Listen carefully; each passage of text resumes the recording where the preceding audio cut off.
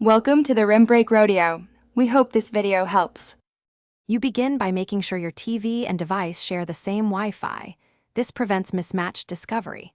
Once done, open the link or remote app on your phone and choose the Pair TV option so the app starts scanning.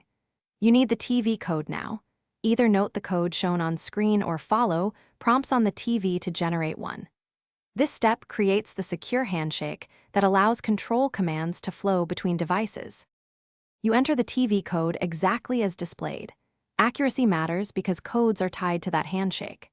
After tapping Submit, watch for a confirmation or a status icon that shows the device is paired. This verifies the authentication succeeded. If nothing appears, make sure the TV is still showing the code and rescan the local devices list.